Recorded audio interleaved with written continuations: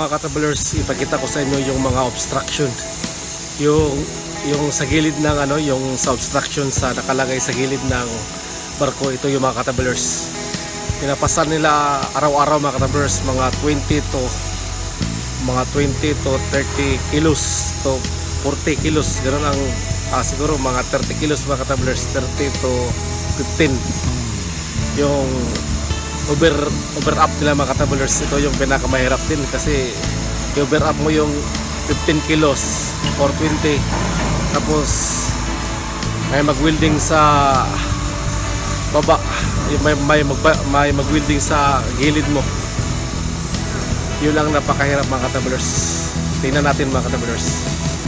Tingnan natin mga ka-travelers kasi sa nakita ko parang mahirap din yung sitwasyon niya kasi yung baga ba nahulog sa kanyang katawan, tapos yung dito sa liig niya may sugat siya kasi nahulog ng yung baga ba.